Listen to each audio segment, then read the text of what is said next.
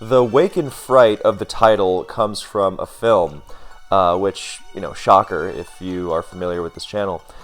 But it was not something I was planning on using.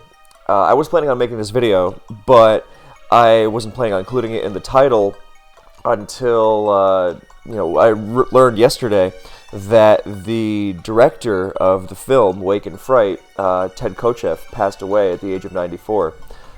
Ted Kotcheff is a name you may have seen in passing. You might not recognize it, but you might recognize the fact that he was the director of Hollywood classics in First Blood, the first Rambo film, before Rambo was even in the title, and Weekend at Bernie's. But before he made those, he made one of the most important films of the Australian New Wave, and one of my favorites, Wake and Fright. It's difficult to really compare it to any film besides Straw Dogs in terms of the pent-up academic, but it's not really a similar narrative to Straw Dogs, but it goes to some really ugly places. I mean that as a compliment. It is, in one particular sequence, it is deeply disturbing, but I really recommend it. It's great, and I have the Blu-ray, in fact. Yeah, so upon learning that, I realized that Wake and Fright is actually an incredibly appropriate title for the subject of today's video, or one of the subjects. So first of all, Post-DPP Machamp, I think, is in a great place. There is more room for improvement, always, but I was fine with the Machamp metagame as well. So this is more just minor, relatively minor stuff. So get rid of Machamp, and now I think the next site that some of us, in tune with DPP have our sights on, the site we have our sights on, is Sleep. Well, Spore, Breloom, Sleep. We'll get to the specifics. And if you're wondering, hey, why not Jirachi? It's because, we're still not really sure how to go about the fact that we can't ban Ironhead, but, getting rid of Jirachi is much more drastic. Like, one of the features of Post-Machamp DPP is that it's pretty much just DPP as it was before, minus the cheese. Which is a very good thing. I think the metagame, for that reason, is in a very good place, because you can use good teams without being disrupted. I'm not saying, good teams shouldn't be disrupted by something unusual, but good teams shouldn't be disrupted by something, it's not even unusual. It's just, I hope I get lucky. So, and the odds are actually so high that, it's not even luck at that point. And I've made that point a million times in the many videos I did about Machamp, both on my channel and with Jimothy Cool, and even on the Smogan channel. But that RNG focus is important, because it is why Breloom is such a hot topic. And I was thinking about this during SPL, which I joined for some good reasons, for some bad reasons, and we'll get to that. But I was starting to think, while team building like a maniac in SPL, because it's what I do, I was thinking, man, Breloom is really, really an issue. And it's not a matter of this thing is impossible to counter, because once Sleep Clause is active, then, a good team will handle it. But it's precisely before Sleep Clause is active that it's kind of a nightmare. Now, even, with Sleep burned on something, or, even if the Breloom doesn't have Spore in the first place, then Breloom is still an excellent Pokemon. I want to stress that, and I will be stressing that many more times. But the problem with Breloom, in a nutshell, is before you can counter Breloom, you often have to sacrifice something to Sleep. And that is really not healthy, considering the thing with Machamp and Jirachi Ironhead, and all sorts of, controversy around flinches and freeze spam, which is why we reinstated freeze clause in GSC, is that we are becoming more and more aware of free turns through RNG being very detrimental to the game. I mean, a free turn, if you lock in a Scarf Earthquake and you give the opponent a chance to set up a Dragon Dance with Gyarados, that's something else. But a free turn because... I'll give you an advanced example, actually. Sometimes people will have a T-Tar or an Aerodactyl with Choice Band and Rock Slide, and they'll be facing something that they don't beat on that turn.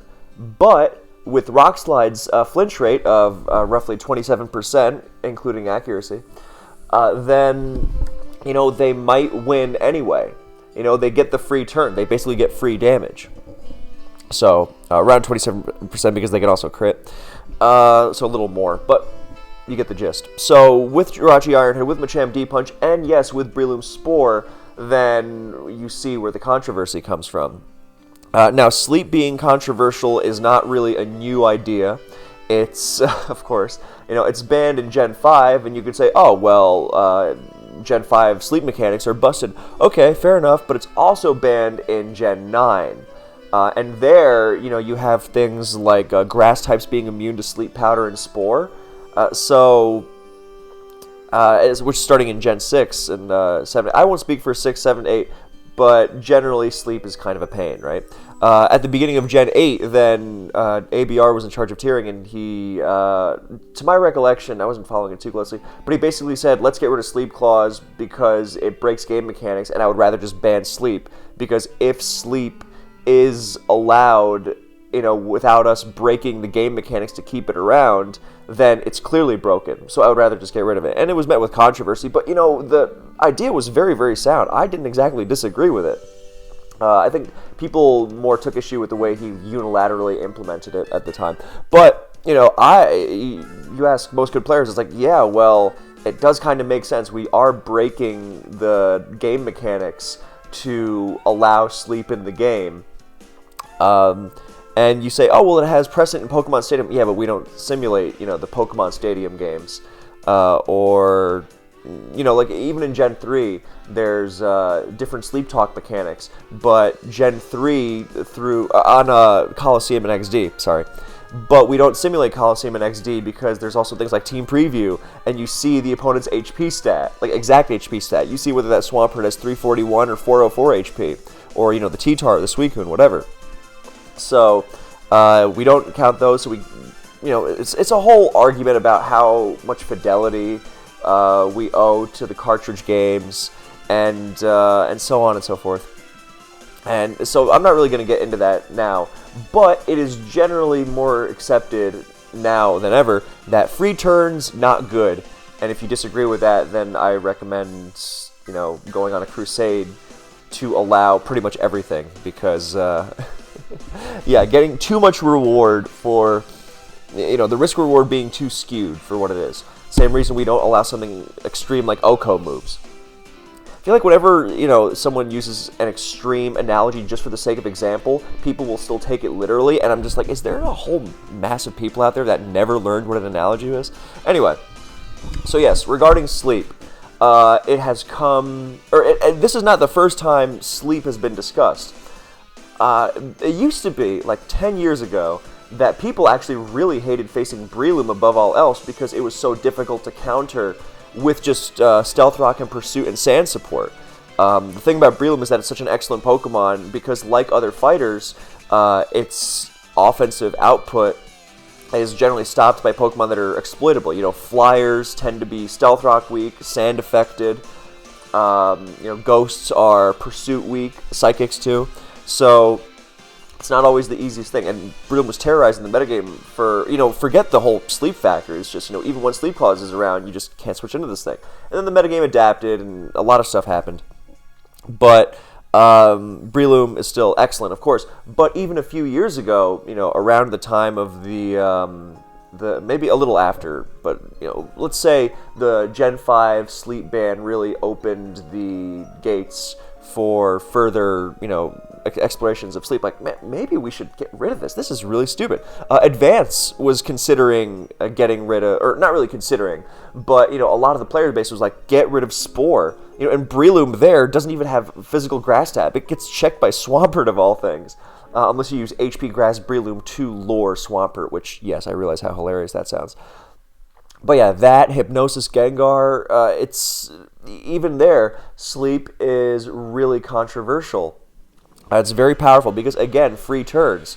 And how do you cope with the free turns? Or you rely on RNG, it's like, do you get a first turn wake or do you sleep for 4 turns? 4 free turns against a good player with a good team? Like, why don't you just let them walk all over you?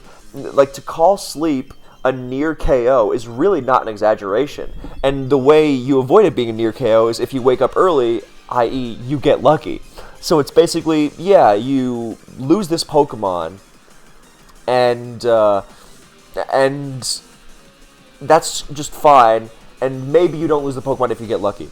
Now, I already hear what's going on in a lot of people's heads. Oh, what about Taunt? What about Lumberry? What about Sleep Talk? I promise we'll get to that.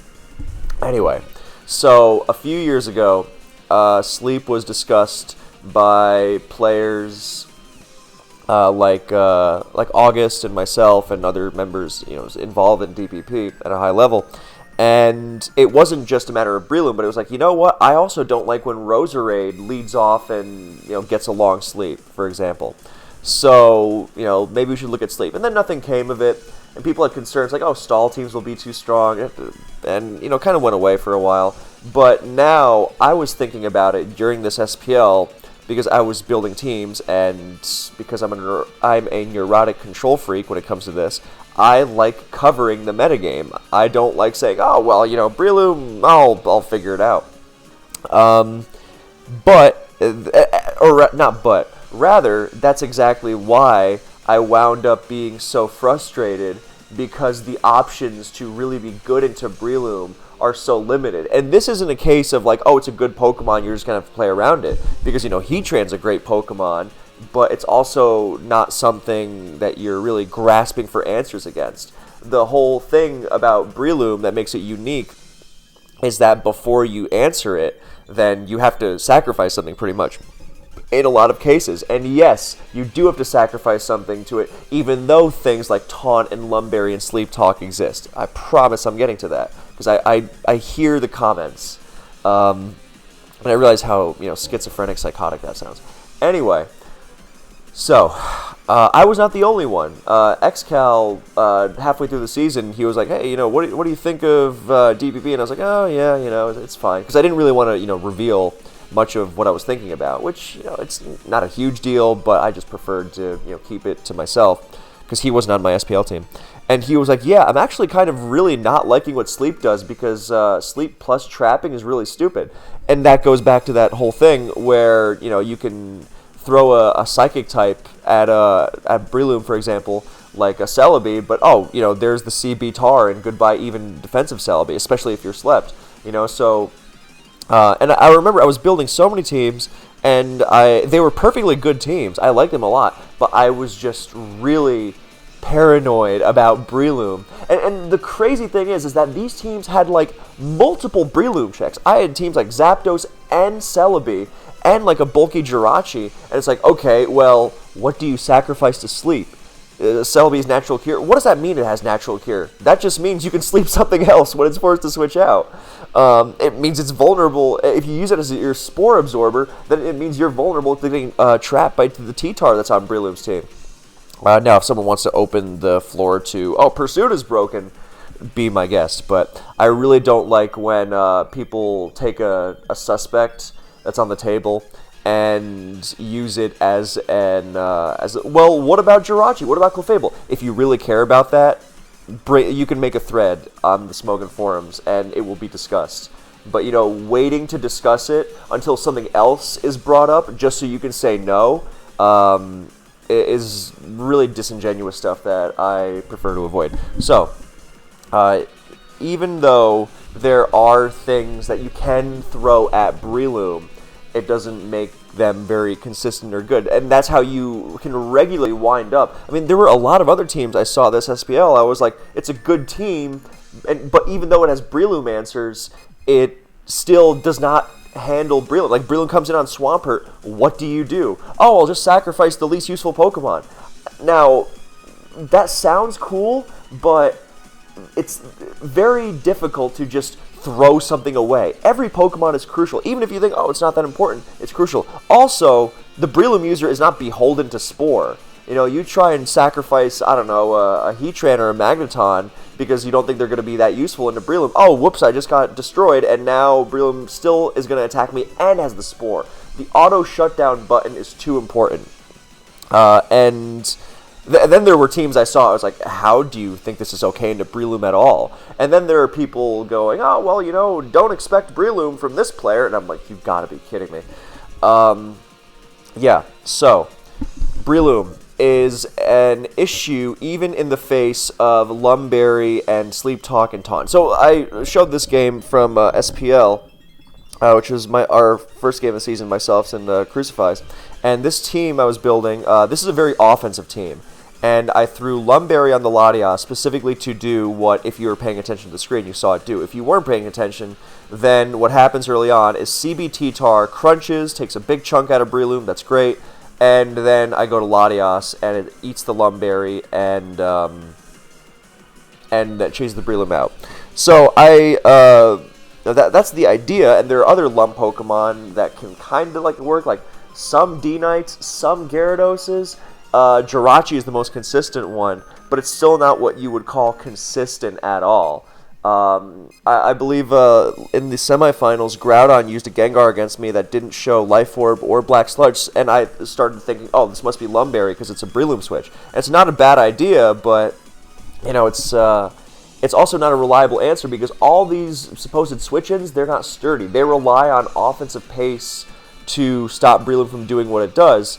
But the thing is that Breloom finds its entry against some of the best, most common things in the tier. Not just T-Tar, something like a Scarfgon Earthquaking, free Breloom food. So, yes, you can play around it reliably, but the fact is, one free turn for Breloom often means something close to a KO, and that's too much. Now, offensive teams that can afford a Lumberry or afford a fast pace or, afford, what are you even taunting Breloom with that's going to stop it on an offensive team, generally. Like, Gyarados can taunt Breloom, but Breloom also just happily Seed Bombs Gyarados a lot of the time because it knows Gyarados has taunt, sub. Sometimes you just want to damage it, you don't want to mess around. So, say nothing of how tough it is to taunt on Gyarados in the first place. Not a lot of stuff is reliably taunting Breloom. Like, oh, Breloom would get a free turn on this Pokemon, but it was taunted. Oh well. For defensive teams, the closest you get to that is Gliscor. Gliscor is good, but this brings me to the next point, that offensive teams with Lum, yes, they're fine. Lum does not come at zero cost, but it's generally a good item, so it's not like you're specifically going out of your way for Breloom. Personally, I spam Lum Jirachi a lot because it's also good into the paralysis that is often thrown at Jirachi, whether from other Jirachi or Magneton, Magnezone, or even Zapdos. So I'm a huge Lum Jirachi fan. I spam it more than anyone else, I think, and even still, I think it's overbearing. And, if you don't have a Lum Jirachi, then, you're very limited in terms of options. Sleep Talk. Okay, Sleep Talk on offensive teams, I promise, is terrible. Let me pull up a different replay here just so you have something to watch. PDC was playing week 1? What was going on there? Okay. Yeah. So, yeah, Sleep Talk on offensive teams is spectacularly unreliable. Here's how bad it is. If someone suggests Sleep Talk on an offensive team to deal with Breloom, I automatically don't listen to the rest of the argument. Because that is an argument you can only make if you are completely ignorant of the tier or if you are just incompetent. Here's why. People used to say, oh, well, Specs Sleep Talk Latias will be a great Breloom answer. I support bringing Latias back to the tier. I supported bringing Latias back, obviously. I lobbied for it big time. But I never was under the delusion that Breloom would be reliably checked by Sleep Talk Latias. Because, again, Breloom comes with Sleep Talk, with Pursuit. Latias is already famously easy to pursue. And here's the thing about Sleep Talk and DPP. Sleep Talk and DPP on a choiced Pokemon, and this applies to Advanced too, it fails if you... the Sleep Talk, it fails on consecutive turns. You can use it once. So Sleep Talk Latias can Sleep Talk, pull Draco Meteor, great. The next turn, Sleep Talk will fail. It won't wake up necessarily, it can, but you just cannot use Choice Sleep Talk 2 times in a row. So, Latias, famously easy to pursue. But even the other Pokemon that aren't as easy to pursue, they are also very, very easy to take advantage of, because you might say something like CB Dragonite. Okay, you mean that Stealth Rock weak Pokemon on top of being Sand weak doesn't even need to be pursued. But at the same time, you get one attack off and you get outlasted. I have a tournament game from World Cup 2016 semis tiebreaker, if I remember correctly. I even made a video about it, where my opponent had a very Breloom weak team, but the answer was Sleep Talk CB Dragonite, and it is not an answer because it gets worn down. So, ditto CB Gyarados. CB Gyarados can't even threaten Breloom with most of its attacks, like Waterfall, Earthquake, so not reliable, to say nothing of the Stealth Rock Sleep Talk, Stealth Rock Sandstorm thing.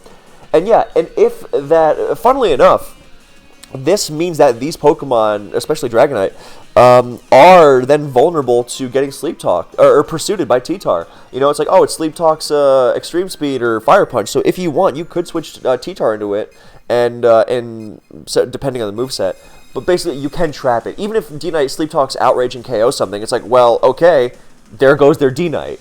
Switched in with Stealth Rock, took the sleep, Outrage something, okay, that sucks, but I traded my whatever, my Starmie, for Dragonite. And now, they've got a team that relies on Sleep Talk CB Dragonite to answer Breloom, or else they wouldn't have it. And I've got Breloom again with a Spore, and then going to pummel something with my attacks. So, Breloom is coming out on top.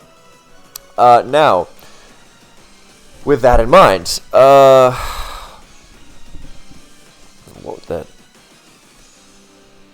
Oh, I thought it was week 1. I was like, well, yeah, that's why this confused me so much. I was like, when did PDC didn't play week 1? Okay, that's why. For those watching the screen, for those, doesn't matter. Yeah. Then people say, oh, Sleep Talk, Heracross. You can look up Roscoe versus Twist of Fate from or TOF, T-O-F, from SPL 2017. If you want to see how good CB Hera is into Breloom long term. Then the thing is that it's passable short term, long term, Heracross does not have the longevity or the bulk to switch into Breloom repeatedly. So yeah, Sleep Talk is bad. And now we look at the so that's covered those. Now defensive Sleep Talkers. What do you do against? We're talking a fast-paced offensive teams that comparatively limit Breloom switches. People often say, oh well, offense teams are better against Breloom. They're better, yes. That doesn't necessarily mean they're reliable, or that they deserve to be at risk of losing a Pokemon once Breloom gets a free turn, or rather, not just a Pokemon, but a Pokemon and a half. It's one thing if it's like a CB D-Knight, because okay, what's switching into CB Outrage reliably? Okay, I mean Metagross, but you get the point. But that comes at a huge cost. Locking into something like CB Outrage. With Breloom, you get that essentially a KO, and then you pummel something else. Yeah, defensive teams are naturally going to let Breloom in. This is the issue with Breloom. If you use common Pokemon in DPPOU, which you have to, no matter how outlandish your team is, you will use Pokemon that answer things like Zapdos and Heatran, and therefore you are using Pokemon that are vulnerable to Breloom. Breloom takes advantage of some of the most reliable defensive pieces in the tier. Waters and grounds. It's got incredible typing. And T-Tar. So if you want to use a team that's completely Breloom-proof, go for it, but you're probably going to get destroyed by a lot of other stuff. So, who needs the Breloom at that point? Now, you say, okay, defensive Sleep Talkers. What have you got for me? The most reliable Sleep Talker into Breloom is physically defensive Jirachi. Now, this is a good check. I will not deny this. Focus Punch Breloom is good into it, but, you know, you have to start making plays, so, you know, it's manageable. Swords Dance Breloom, also pretty good into it, but that's something else. Now, we're going to get into the specifics versus Jirachi later, but okay. That is the one good Sleep Talker. I defy anyone else to name a good Sleep Talker into Breloom. Restock Rotom. Look, it's good because it doesn't automatically get destroyed. That doesn't make it good. It takes heavy damage from Seed Bomb. It doesn't threaten Breloom much at all. And it's vulnerable to getting pursued, you know, especially when slept. Breloom's faster most of the time, a lot of the time. Oh, I forgot to mention for Sleep Talk, there are several protective versions of Breloom as well, and those completely ruin Sleep Talk. So have fun with that. Yeah, you know, I'm going to Sleep Talk to CB Outrage, and then the Breloom protects, and then you switch out and Leech Seed, and it's a great set. Anyway, so just to really make things nasty, but you know, you shouldn't rely on offensive Sleep Talk anyway. So, my experience with Breloom this SPL was that it really discouraged me from using several Pokemon that were completely, or that were vulnerable into Loom. You know, look, we've seen HP Flying Choppleberry Clefable in SPL before. We've seen HP Flying Hippowdon. It's crazy stuff. So, look, the thing with Loom is that the defensive Sleep Talkers are otherwise either bad Pokemon outright or not good into Breloom. Most of the time, they're just not good outright. Restock Rotom is a good Pokemon, and it's good into Breloom because it can absorb Spore and it's not immediately blown up, but you don't use it to counter Breloom. You use it to absorb Spore and then switch to something else. And again, very unreliable. What if Breloom plays it safe and, you know, Seed Bombs on the Switch, or God forbid, Subs on the Switch? Then you're really in trouble. Because you're taking damage and the Spore's still available and you're switching around with Stealth Rock and Sand. It's a very, very ugly proposition. Other Sleep Talkers.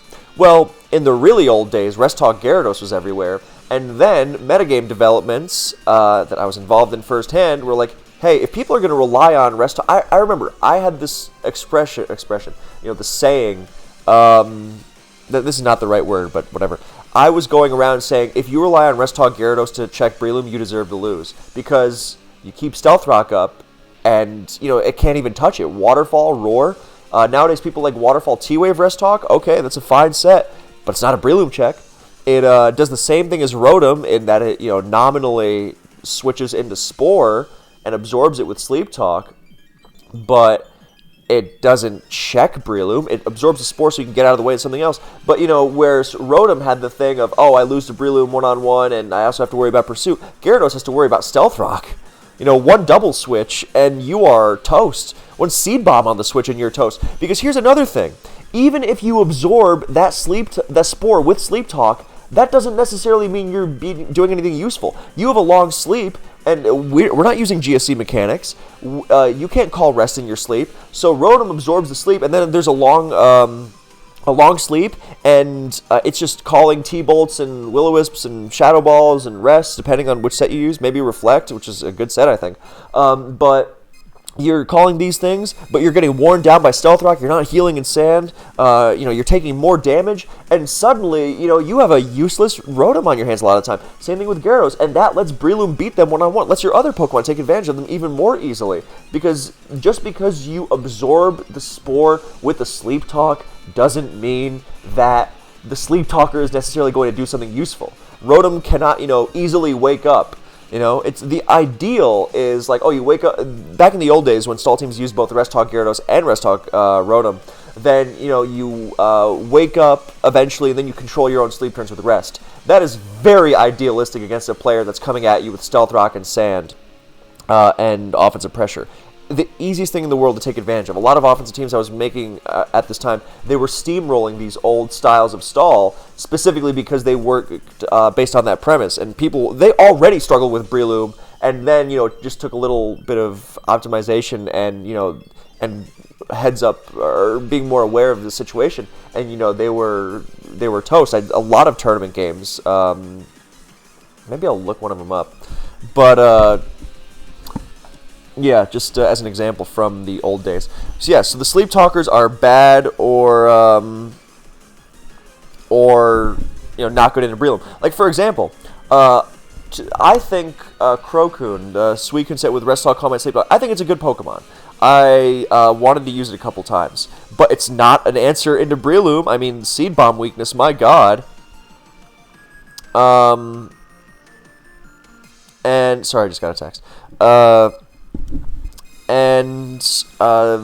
so, and it doesn't hurt Breloom, it's weak to Breloom, so it's even worse. Like, ideally, with Crokun, you have, like, a situation where you switch into Breloom's Spore, and then you switch out to something else. But again, that, is the best case scenario where Breloom just goes right for the Spore.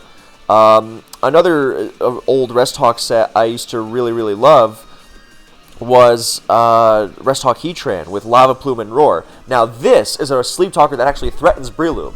It's also a Sleep Talker that is immensely threatened by Breloom. Superpower, it's faster, you're just going to get, completely trucked. In a one-on-one, let alone risking the switch. So, also not something that really works. Other Sleep Talkers, look, this season I used a team with Sleep Talk Defensive Latias, which is a horrible set. It's so passive, it's such a waste, but it's like, well, what else am I going to switch into this Breloom? It's really, really, really bad. I've made a couple teams with Sleep Talk Skarmory. This one is okay, simply because it switches into Breloom and doesn't get exploded by its attacks. It has to worry about Mag, but that's something else. And even then, it's a very ugly move to have because of its complete and utter uselessness against everything else. And again, the fact that even if you absorb the sleep, it's not reliable. There's a reason why I built a lot of teams with it, but it was, I was hesitating on actually using it. So other Sleep Talkers. So again, this is why Sleep Talk Jirachi is not so reliable. And yeah, so we already mentioned that even Sleep Talk Jirachi, on a bad day against a Focus Punch Loom, is really going to it can struggle, even this best case scenario, to say nothing again of Mag, which is a great Breloom partner. Now, here is the real kicker. People say, oh, well, without Spore we can't pressure Stall, we can't pressure Clef. Not true. Breloom needs to be threatening into Clefable and friends, even post-Sleep Claws. And if you don't have a plan for it, then you wind up having, like, I was the Clefable user in this SPL, and my opponent had a Breloom that, Sleep Claws was active, and he couldn't threaten, my, what do you call it? My Clef, because Seed Bomb wasn't doing enough damage. He was getting under pressure from Seismic Toss, because he was on low health, which was, part of the game plan. So, and when I was building with Breloom, not just against Breloom, but with Breloom, then I was also looking into, look, I know that Breloom does not Spore and Stall Team collapses. You have to be very, very aware of what you're trying to do. This is going to be a tough replay to find, actually, but I'll do my best. Yeah, so give me 1 second.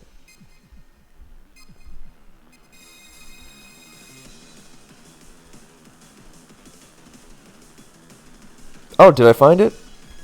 Yes, I did. Okay. So, I'll put this one up after this replay finishes, because it's a great example of Breloom. So, yeah. Point. Yeah. So, when I was using Breloom, I know, what's the worst case scenario? They have a Rest Talk Jirachi. So what do you do in the event of a Rest Talk Jirachi? Because they're going to absorb the sleep. You can't bully your way through the Rachi easily. You have to plan with it. People have this idea that a Sporeless Breloom is completely unthreatening.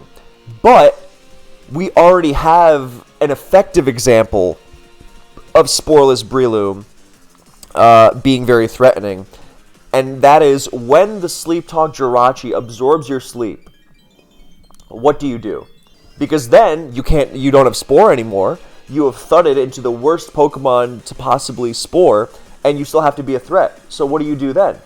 And to keep this into account, to take this into account, is the same thing as having a Sporeless Breloom. Yes, there are some Pokemon you will not be able to instantly threaten as easily, but I don't know how that's an argument against it, because it's not keeping anything like over the brink in check. Number one, if that thing that the stall or Clefable or whatever it is, if this element of the game needs Spore to keep it in check, it's already broken. If Clef is really so busted that removing Spore from Breloom's moveset would break it, we already need to suspect Clefable. I don't think we need to in either case, but you see the logic. It's not just keep this broken thing around because it keeps this other broken thing in check. That is not how it works. So, again, if you really feel that strongly about Clef, I encourage you to, raise some noise about it on the Smogon forums or the DPP Discord. Very easily accessible through the Smogon forums. In the Ruins of Alph subforum DPP section. Anyway, so, yeah, when I am building a team with Breloom, I am taking into account that they're going to have a Resthog Rotom, a Resthog Jirachi, the worst case scenario, and I have to do it against it. That's an effective example of having to use no Spore on Breloom. And I would also say, most of the things that Breloom threatens with Spore, it can also threaten without. Especially if it has an extra move slot open without Spore. And to that end, I'm going to continue, we have an effective example of Sporeless Breloom being very threatening. We also have a literal example, many literal examples of Sporeless Breloom being very threatening. SD3 attacks is just the first one that comes to mind, but there are so many options. I've used Toxic Breloom before. It's like, I'm going to wall with Zapdos, Gliscor, Latios. Okay, have fun with that. It's a great set. There are several Leech Seed variants that are really, really, really, really, really good. Yeah, that's, I'm sorry, I lost my train of thought. There's, oh, yes, the sets I use. I use this set at least twice to my recollection. And there were several games where I wished I had used it also. The first game against Crucify, I wish I had used this set. And there were some others that currently I'm forgetting. But, yeah, the set was, how the standard Breloom set is Spore, Mach Punch, Seed Bomb, Superpower. Which is a set that, or Superpower or Mach Punch, Superpower or Focus Punch, but that is, and the next replay actually is from the time when, one thing at a time, but yes, Standard Loom, Spore, Mach, Seed Bomb, Superpower. It is the set that I came up with in the summer-fall of 2014, because I wanted these Mach Punch Breloom to check DD Tars and Agility and Polions and just about everything, and that's how it became standard. And Seed Bomb Focus Punch is fine, of course, but sometimes you want the greater reliability of the instant fighting move and Superpower, and so I took that because I was inspired by Husk's old Breloom, which was Facade, Seed Bomb, Superpower with Spore. It was jolly too, Husk Loom. So, obviously, you can run Focus Punch because extra power is enormous, Spore enables it, yada yada. So, what I did on a couple teams, or on several teams, only a couple that I actually brought, was use Mach Punch, Seed Bomb, Superpower, Focus Punch. And it wasn't because I was trying to prove a point that, look what Sporeless Breloom could do. It was because Breloom very naturally pairs with Paralysis Abusers. Jirachi, Zapdos, Clefable, or spreaders, I should say, and abusers, but spreaders. And even on the more offensive team that I used in against Crucify in the first replay, then that was a very offensive team, and that Latios had paralysis, which I guess could also work on balancings. But you see how it works even there. And so I was like, well, if I'm pairing it with paralysis so often, as is also done with SD Brelooms, then I don't even need to Spore half the time, because, the Spore's going to thud into, what comes into Latios a lot of the time? Jirachi. So you paralyze the Jirachi, and suddenly that paralyzed Jirachi, how Resthog Jirachi already switches into Breloom? Well, now paralyzed Jirachi is going to do that. So, rather than thud into it, I would rather have Superpower. but I also wanted Focus Punch to threaten, Rest Hawk Jirachis and Skarmories more efficiently. And credit to Bada Bing, because he used to use this set in like 16, 17. He used, I think he dropped Mach Punch, but he used Focus Punch and Superpower on the same set because this wallops Skarmory on the switch and then lets you finish it off. And that's what's really huge about it. In that, 2 Focus Punches into Skarm is risky, and 2, whatchamacallits, 2 Superpowers obviously isn't getting the job done once Skarmory started going physically defensive. And that was an adaptation I made on my stall teams. Physically defensive Skarm. Heist was using it to great effect as well, which is now the standard because it used to be especially defensive, and it was to take on Breloom with Superpower. But with Focus Punch, you complicate it. And then obviously with Mach Punch, you want Mach Punch because it's so good, and Seed Bomb. So you see how that Breloom set I loved. I wanted to use it every time. Mach, Seed Bomb, Superpower, Focus Punch. But it's not beholden to that. You can throw in Facade. Like I said, you can throw in Toxic. I used to use Mach, Seed Bomb, Superpower, Toxic. Extremely threatening. You do not need Spore to auto-threaten things. You can throw in Stone Edge, for God's sake. Random SD, all sorts of stuff. So, yeah. Now, this replay is against Draco Malfoy, which is the old name of Tamahome. This was for some DPP tournament we were in. I think it was actually just a standard DPP tournament. Yeah, and the date is on the replay is October 2nd, 2014.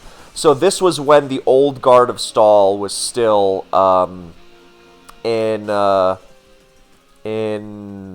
really in vogue, but still very much like a thing you had to actually consider, because not too long after this, people were like, oh, we can't really use those anymore, and it is a great example of Rest Hog Gyarados.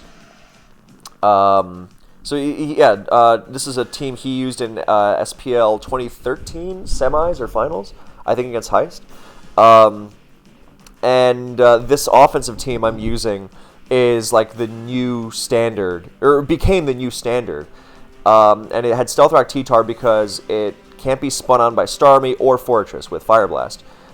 So you have the standard setups of, there's no Clef around either. Blissey is the standard, as you see here. There's Fori, there's a Rest Hog Gyarados right there.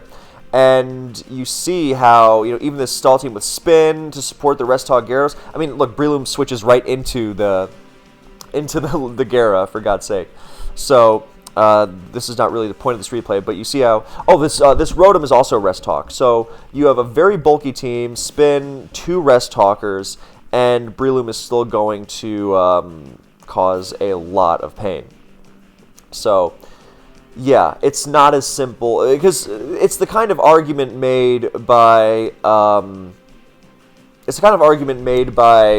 people who don't really play the tier and say, just adapt. These are the same people who would say, just adapt to Genesect Genesect in Advance, yeah. Genesect in Black and White too. So, yeah, Breloom just... And you say, oh, well, don't use passive teams. Well, this old team from literally over a decade ago is on the more passive side by today's standards, of course. When it was built, it wasn't. But, yeah, the Spadef Heatran there, inspired by Earthworm's antics. It had Leech Seed, because I was also experimenting with Spore, Mach Punch, Seed Bomb, Leech Seed, which also devastated a lot of stalls at the time. Not sure why I went for Leech there instead of Spore. Whatever. Yeah, there's so much pressure that I know that, Breloom is going to be doing just fine. So,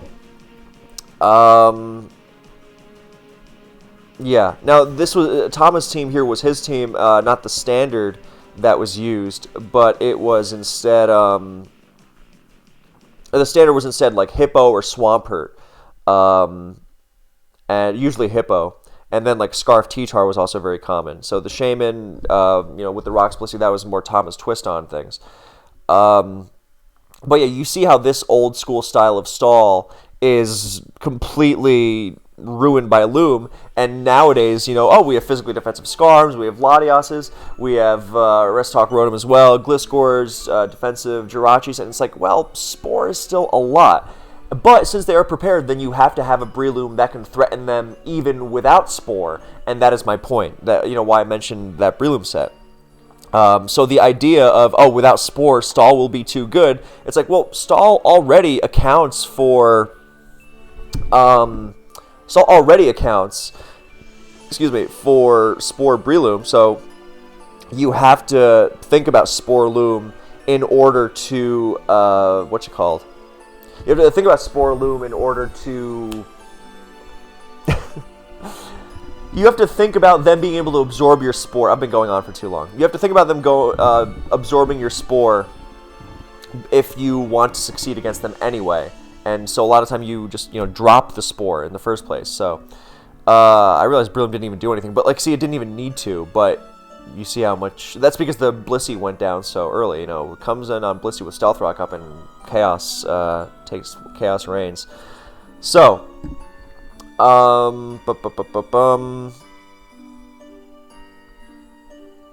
Yeah, that's basically it regarding Breloom. I'm going to take a bathroom break and pop a replay on the screen. Laurel versus Ladybug, that sounds interesting. So, yeah. Alright, BRB.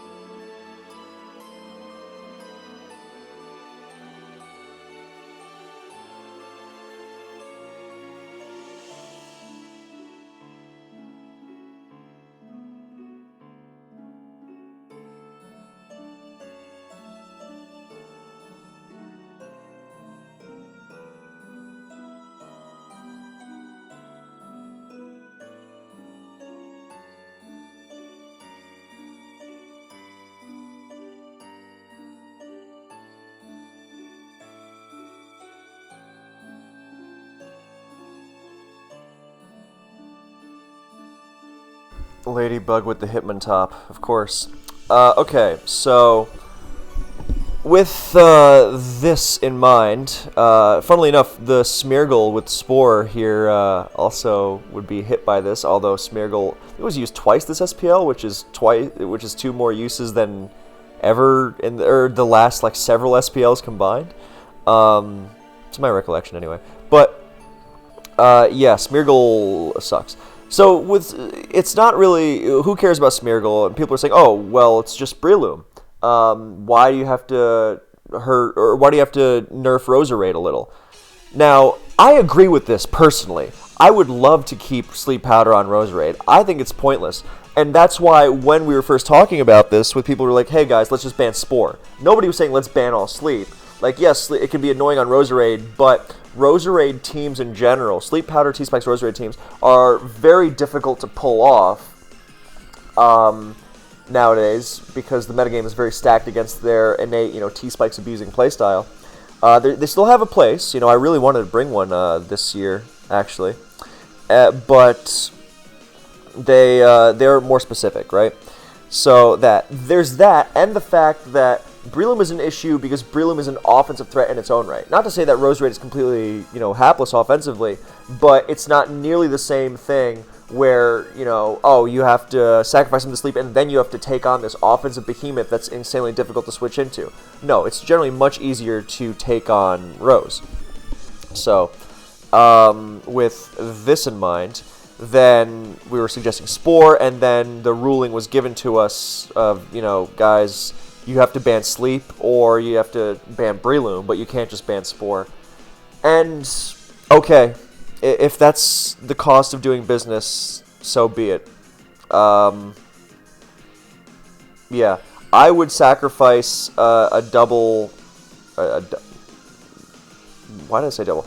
I would sacrifice other Breloom, or I would sacrifice other Pokemon. You know, because Roserade will still be fine. Who cares about Smeargle? I would sacrifice these things to get rid of the insanely broken element that is Spore Breloom. So, because Breloom itself will still be fine. You just get rid of the broken part. So, yeah. Now, so yeah, that's what we're talking about. It's not like a defined, hey, we're gonna, not a defined, hey, we're going to use, sorry,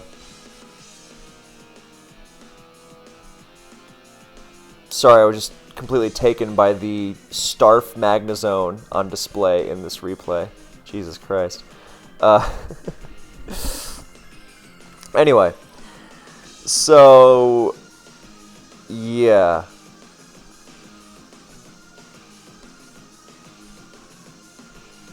Okay. So, yeah, we're talking about a suspect test. I think there's no real harm that could come from it, and I don't really think any arguments against sleep are very good. Like, oh, Clef, oh, whatever. I don't, because it's overwhelming in the team builder. Okay, so that's the Breloom part of this. Now I will pivot into talking about my own SPL experiences, except what I really wanted to say about my own SPL experiences is that I don't really want to talk about it in depth. Not here, because, to be honest, for the first couple months of this year, you know, I had a lot taken out of me.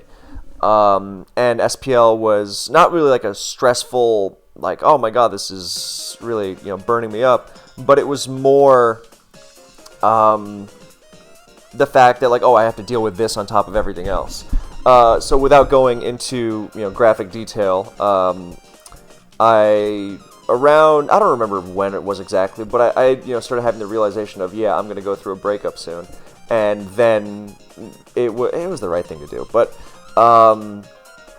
yeah. I'll save the details because nobody needs to know that. But, yeah, I talked to some of my buddies about it, but Jesus Christ. Yeah, suffice to say, it was the most painful thing I've ever made myself do. And I'll just leave it at that. So, after the first couple weeks, then this is not an excuse, by the way. I want to make that unmistakably clear. It's not an excuse for, you know, any, you know, oh, this game didn't go so good because I was thinking about it. No, nothing of the sort. It's just that, you know, people were saying, BKC, your week 1 team was so interesting. What happened in the other games? And my answer is twofold. Number 1, that. Number 2, I was mostly flying solo, and, you know, some of my teammates tried to help me out, but it was mostly, you know, as one of my managers, Blunder, told me, it's like, dude, you know, most people aren't going to be telling you, you know, what's what. So, and eventually I found a system that worked late into the season, but early on, I was getting frustrated because I had these team ideas, and in a team environment, I was more used to, you know, bouncing them off people. And yeah, SPL team tournaments have really changed from what I remember them as, but that's a subject for another video. But yeah, and there's also the fact that I had a lot of ideas that I wanted to bring, but I chickened out because I got paranoid because of best of 1. For example, in this game against Laurel, week 2, I was talking all week about using a Roserade offense team. I experimented with so many. And then I bailed on using Roserade offense, and I am met with a Suicune lead. And I was like, you've got to be kidding me. But the reason I went with, like, my old trusty stall team with some edits that, by the way, I regretted making. I was like, oh, I'll change my stall team because I know Laurel's got someone in his ear telling him how to counter team me, so I'm going to change it up so it's not fully expected. And then I was just like, oh my god, why did I change it? My version is the one I like the most for a reason, you know? So stupid doubts like that, where I was just talking myself out of things, which again, my own fault. But, you know, a lot of contributing factors Yeah. And so during this period of, I was building teams like crazy. The first week I built 60 teams, and one of my teammates' his only contribution was, "Wow, that's a lot of teams. Thanks, man." You know. So, yeah, and I was building crazy teams every week, and then I would talk. This happened several times, like in this game against Ladybug.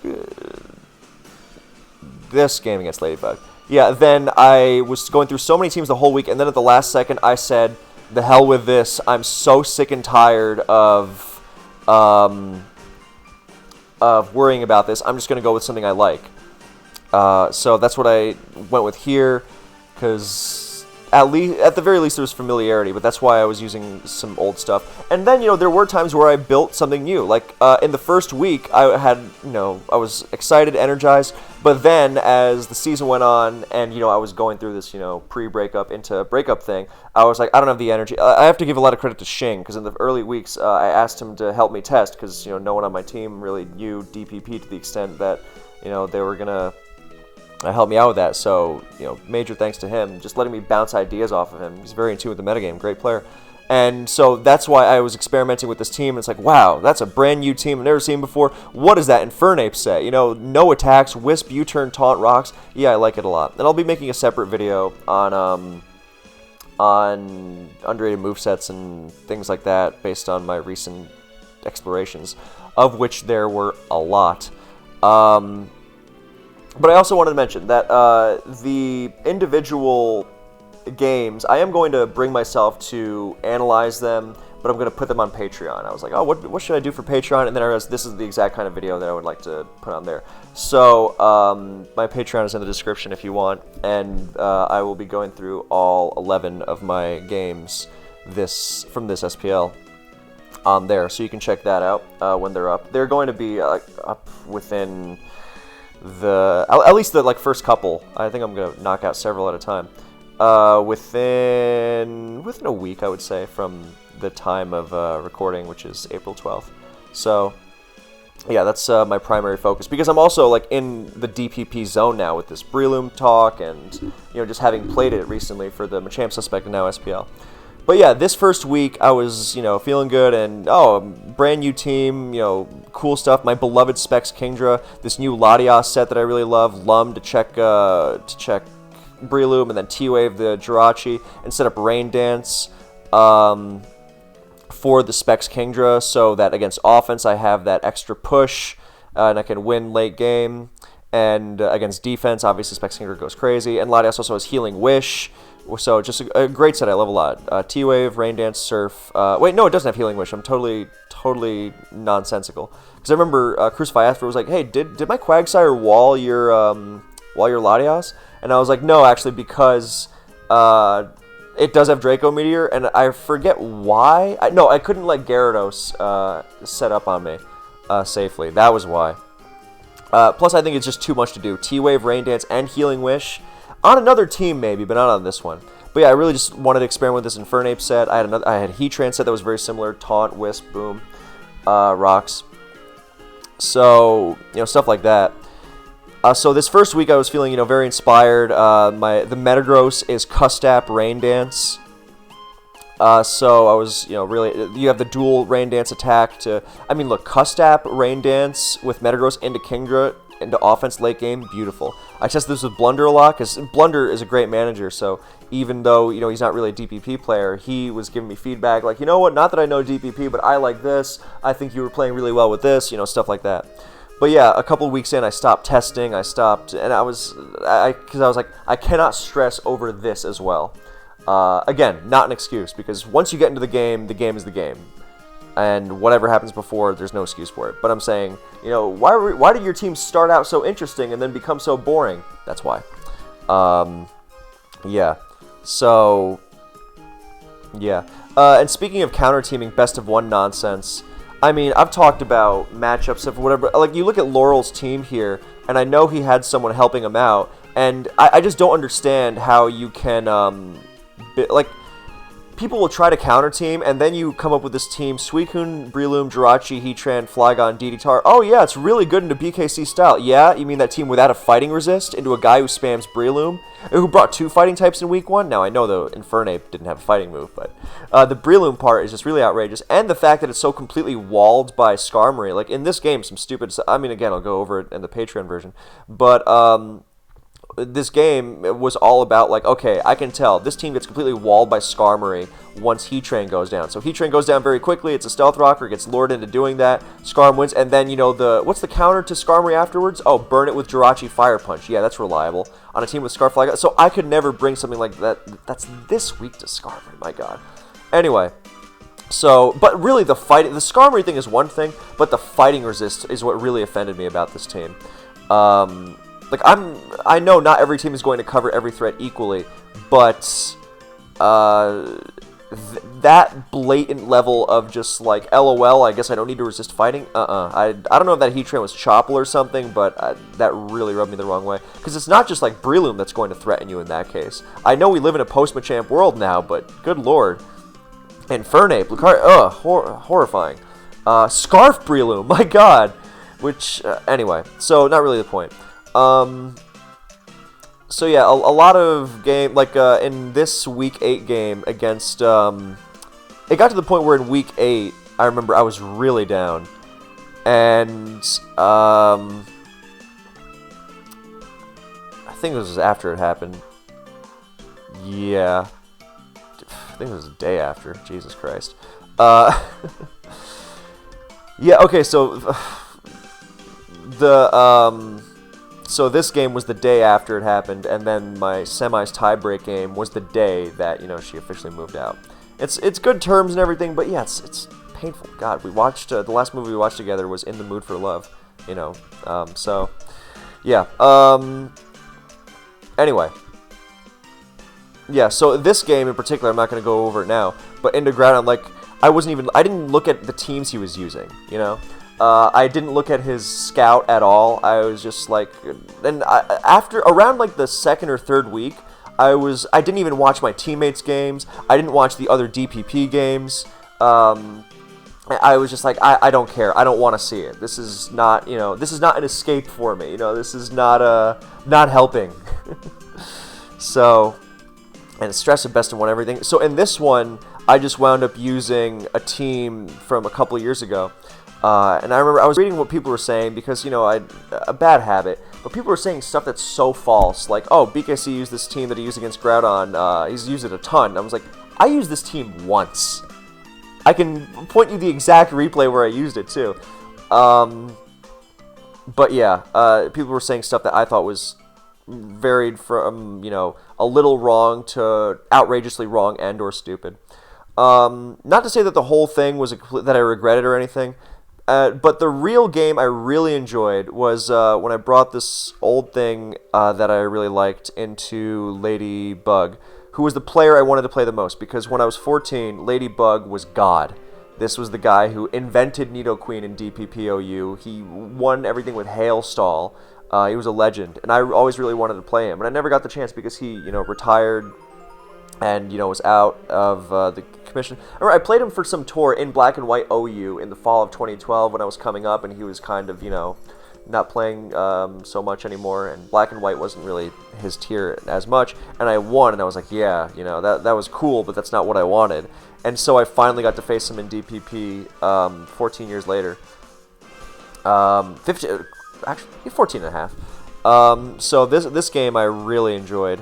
And it was the game I enjoyed the most. And you know what made me really happy? I saw, and he made a post in the forums after the season. Oh, these are the teams I use. These are the things I use. You know, stuff like that. And he said that this was his favorite game of the season too, and that really made me happy. Because when Pokemon is at its best, then you know, there's a connection between the two players. You know, while the game is going, like, I didn't feel it after. Like, man, that was a great game. I felt it while it was going on. I was like, okay, this or that might happen, but I'm really enjoying this. And the thing with Best of One is that even, you know, games I was winning, a lot of games I was winning, I wasn't satisfied with them.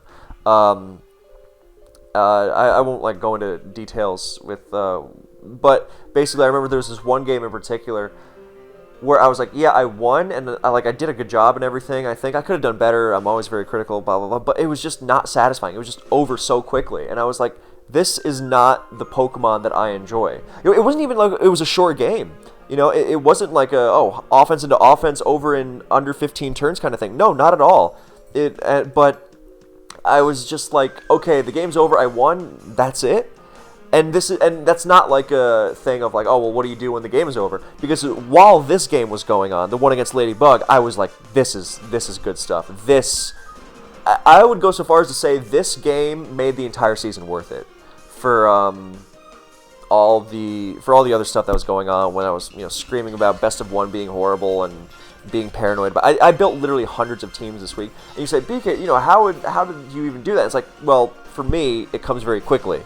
It's not like it's like it doesn't take hours and hours. So that when someone says, oh, it takes me a week to build one team, and I'm like, in a new gen, I won't speak for it, but in an old gen that's as old as DPP is, and you have this much experience, and it takes you a week, no, I'm sorry, you're full of shit. It takes this team that I used against Ladybug, like it's based on an old one, but I decided on it like literally minutes before the game. Maybe it was like an hour or something, but that's still not good. You're supposed to have it locked and loaded the day before at least. So I was making tweaks and whatnot, and yeah, so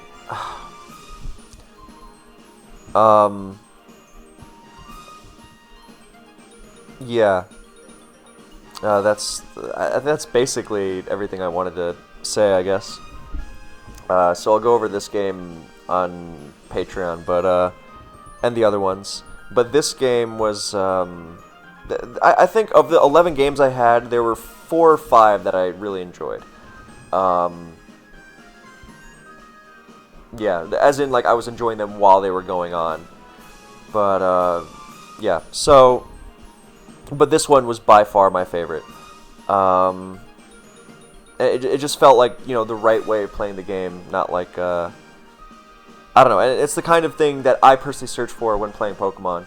But, and, yeah, so even, best of it is just over too quickly. So yeah, I really like this one. It's an edit of a team that I used to use a lot, inspired by my buddy Jirachi's old team. And inspired by a lot of other old teams. So yeah, basically I would build a ton of teams and but without trying, because I am familiar with the tier. So that's one thing, but it's not just like recycling old teams, because whenever I would recycle an old team, it was when I was at my wit's end, because I'd build like 20 to 30 new things, and I'd be like, I'm going crazy, I'm going with something I know.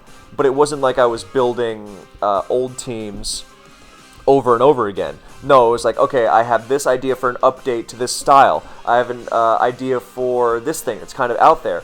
I have a really new idea that I would like to bring that has not really been seen before, not like this. So various ranges, and I'm kind of overflowing with ideas, because there's not one right way to do things, in terms of teams. It's like, oh, there's one team you have to spend your whole week on. It's nonsense. It's people psyching themselves out. The same way people... Oh, by the way, that turn, for those of you watching the screen, the turn where Heatran switches into Starmie and absorbs the trick specs aimed at Blissey, that was like, the season was worth it for that. Yeah, I was really happy with that. So, anyway. Yeah, so I would build like all this various stuff, and yeah, there's not one right answer, and even when you have like a specific idea, there are still many, many ways you can go about that idea, whatever it is. I realize I'm talking the abstract here, but it is not difficult. It's like, oh, I want to use, I don't know, Specs Heatran. Well, there's a lot of ways I can think of to use Specs Heatran. So, yeah, that's basically it. And the other game I liked was this game against Groudon, because it was also a team of mine that's more offensively oriented that I really, really enjoyed. I love my lead Empoleon, and it has a lot of my favorite stuff. It's got Specs Kingdra doing amazing things. I really like Groudon's team in this, actually. I thought this team he brought was fantastic. So, and then there was like this Specs Kingdra missing Hydro, and yeah, it was stuff happening. But the other favorite turn I had in this SPL was Kingdra comes into Starmie, threatens Hydro because I'm going to do a KO it anyway. Specs Kingdra as a Starmie punish is I think it's going to catch on more publicly now because I've been using Specs Kingdra like this for a while. But I think on this stage is when more people notice. So I appreciate that, or I'm glad that people notice that. Anyway, so Starmie 2 KOs is 2 KO by Specs Hydro because it's offensive and it's not threatening Kingdra back, which is why it's so great. So that's part of the idea on this team, that you can Stealth Rock with Metagross, especially defensive. There's plenty of leeway. It's got lefty, so you can pursue it with T-Tar when you want, or you can just punish it for KOs early with Kingdra, which is more reliable. So the flexibility is something I really appreciate, and I just love Specs Kingdra. I think it's incredible. I had so much see, that's the thing. Forget I said Specs E-Train. Specs Kingdra. I had so many different ways to use Specs Kingdra this season. I mean, forget I built more teams in week 1 than I could use in multiple iterations of this tournament. And good teams too, because I throw away the garbage before I even put it down. I think, oh, does that work? No, it doesn't. And then I really have I figured out a pretty good process of figuring stuff out. But even the stuff that I didn't wind up using, it was still good. Like the team I wanted to use against Laurel with the Rose lead, I was like, that was a good team. And it was literally just me being paranoid in a best-of-1 situation that led me to not use it. And that happened several times. So, God, yeah, a lot of regrets. Again, Patreon if you want them in depth. Or if you just want to help me out. Because, yeah. Anyway, so yeah, Kingdra... oh, God. You know what I'm going to do? Specs Kingdra DPP. That is my next video. I love it so much. It deserves its own thing. Yeah, so Specs Kingdra here threatened Starmie, and obviously I used it in that first replay against Crucify, and I was ready to spam it nonstop. And I remember someone said, man, Crucify had a good matchup. We had Spadef Quagsire offense into Specs Kingdra, and I'm like, it uses Draco Meteor, for God's sake. What do you mean Quagsire is good into it? I guess that I can't spam water plus rain, okay, but... so see, that's what I mean. A lot of people's opinions on DPP, I just find so patently wrong. It's so surface level. People will call every team weak to Gyarados, and I'm like, do you play the game? And the answer is often no. So, yeah. Anyway, so but that's not really the point here, and I'm trying not to stress over that anymore. But yeah, so Specs Kingdra threatened. It missed on Metagross early. Now it hits it. Okay, so now Latias is the only choice to absorb it. And missed that too. And I gotta say, offensive Latias does not take Kingdra's Specs Hydro well. Because Specs Starmie already hits hard. And actually, Mata Specs Starmie hits harder with Hydro, but it also does not have Stab Draco Meteor. So, and doesn't, switch into Starmie in the same way. It can switch into defensive Starmie. But yeah, I had some teams with Specs Kingdra and Specs Starmie. Oh my god, I love them. There's so much possibility. See, this is what I mean. How can you limit yourself to just one team? Just one approach is the best approach? No, of course it's not. There were so many weeks where even if I would win, I would be like, that team also would have done really well. That idea would have done well. Or would have been just fine. And I don't mean in the sense of, oh, that team auto won or that team auto lost, because I think that's generally nonsense. I mean in the sense of that team, had I played decently, would have given me the tools to be in it, because my teams are generally not meant to, hard counter one guy. I didn't want to use a Roserade into Laurel because I was like, this counters all of his teams. I wanted to use it because it has a pretty decent matchup into stuff he likes to use, which is, you don't want to use something that's bad into what he likes to use. But I was also like, well, I also have a lot of really good ideas for Roserade teams. I didn't come up with one Roserade teams. I came up with 20. So there are lots of ways to use it, and a lot of my Roserade teams did, in fact, involve Specs Kingdra. So, yeah. So, yeah, it's a mix of, this is good into my opponent, but, what's good into your opponent also just tends to be good into the metagame. If someone said Specs Kingdra is really good into you, BKC, I would say, yeah, Specs Kingdra is good into everyone. That's why it's so good. You know, like, unless your opponent really loves using SPF and Polion or something. But even then, it's like, hey, you know what sounds good? SPF, or Magnezone, or Magneton plus Specs Kingdra. And yes, I did have teams of Specs Kingdra and Magneton. So it's like, well, now they think they counter my Specs Kingdra, but actually I just trapped them and da-da-da-da-da. Probably Magnezone for trapping SPF and Polion. Magneton's frailty and lower power makes it tougher to pull off. Anyway, but yeah, you get the idea. So, yeah. So now Latias comes in, dodges Hydro, would have taken a chunk. Oh well, but I'm like, he knows I'm going to Metagross or T-Tar. He's double switching. And so I stay in, Latias switches to Infernape, and I Hydro Pump it. And that was the other turn that made SPL worth it to me. And then Groudon and I faced off again in semis, and he brought Infernape again. He named it Kingdra Counter, and I thought that was funny. Okay, so that's everything from me today, guys. Thank you so much for watching. I hope this was informative for you in some way, shape, or form. Go watch Ted Kochev's masterpiece, Wake and Fright, and read about it after. Yeah, great film. Thank you for watching, and once again, and I'll see you in the next one.